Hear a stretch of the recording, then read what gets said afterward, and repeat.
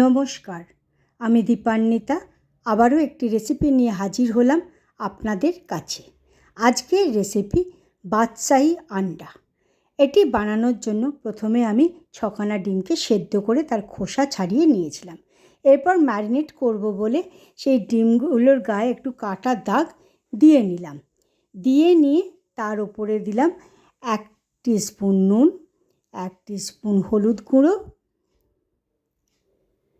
দিয়ে ভালোভাবে ডিমের গায়ে ওই হলুদ গুঁড়ো আর নুনটাকে লাগিয়ে দিয়ে একধারে রেখে দিলাম ওই 3 থেকে 5 মিনিটের জন্য।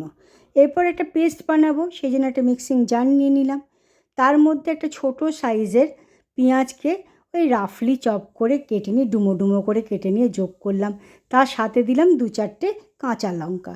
এরপর 2টো ছোট সাইজের টমেটোকে ওই রাফলি চপ করে নিয়ে তাতে যোগ করে দিলাম এবং তার সাথে দিলাম 2 টেবিল স্পুন কাজু বাদাম। আমি এখানে ভাঙা কাজু বাদামটা ব্যবহার করেছিলাম। এরপর দিলাম 2 টেবিল স্পুন টক দই দিয়ে ভালোভাবে ঢাকা দিয়ে সেটাকে বেটে নিলাম। আমাদের বাটাটি তৈরি হয়ে গেছে। এরপর চলে এলাম গ্যাসের কাছে। গ্যাসের আগুনটা জ্বেলে দিয়ে একটা কড়াই বসে দিলাম। তার উপরে 3 থেকে 4 টেবিল স্পুন সাদা তেল যোগ করলাম।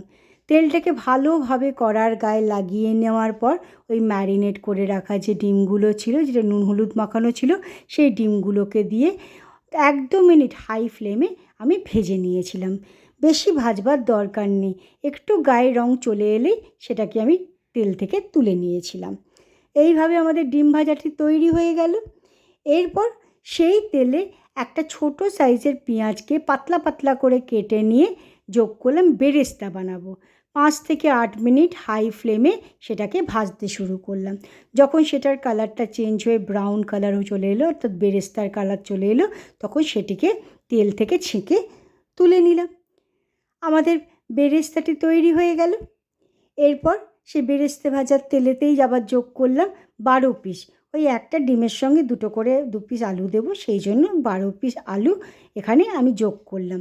করে 2 থেকে 3 মিনিট হাই ফ্লেমে সেটাকে ভেজে নিয়েছিলাম। 2 থেকে 3 মিনিট হাই ফ্লেমে ভেজে নেওয়ার পর হালকা যখন একটু একটু লাল লাল রং ধরলো, তাকে তুলেও নিলাম। এরপর সেই তেলে দিলাম একটা তেজপাতা, একটা শুকনো লঙ্কা, 1 ইঞ্চির একটা দালচিনি, ওই 3-4খানা দিয়েছিলাম লবঙ্গ, আর দিলাম 2-3টে ছোটো এলাচ দিয়ে 1-2 মিনিট, ওই 1-2 সেকেন্ড, বেশি লাগে না, একটুখানি নাড়াচাড়া করলেই যে ভাজা গন্ধটা চলে এলো, মিষ্টি ওই গরম মশলার গন্ধ চলে এলো, তখন ওই বেটে রাখা যে মশলাটা ছিল সেই বাটাটাকে যোগ করে দিলাম তেলে। তার সাথে দিলাম 1 টেবিল স্পুন আদা রসুন বাটা।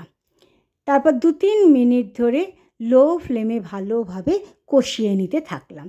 ভালোভাবে কষিয়ে নেওয়ার পর তাতে যোগ করলাম স্বাদ অনুসারে নুন, 1 টিস্পুন ধনে গুঁড়ো, 1 টিস্পুন জিরে গুঁড়ো, 1 টেবিল স্পুন লাল লঙ্কার গুঁড়ো আর 1 টেবিল স্পুন মতো চিনি।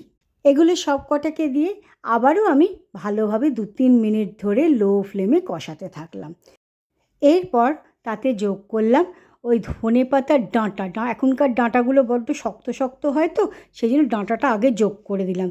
তারপর ভালোভাবে নাড়াচাড়া করে নিয়ে যখন দেখলাম গ্রেভি থেকে তেলটা ছেড়ে গেছে, তখন 1 কাপ জলও যোগ করে দিয়ে জলটাকে গ্রেভির সাথে ভালোভাবে মিশিয়ে নিলাম।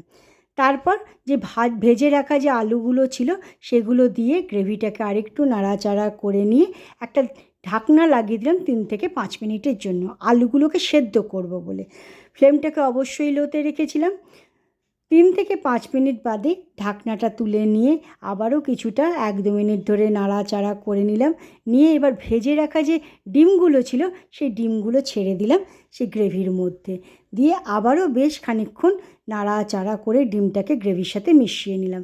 এরপর 2-3 মিনিট ভালোভাবে ফুটতে দিয়েছিলাম। ভালোভাবে যখন ফুটে উঠল, তখন 2-3 মিনিট বাদে 1 টিস্পুন গরম মশলা দিয়েছিলাম, দিয়ে গ্রেভির সাথে সেটাকে মিশিয়ে নিলাম।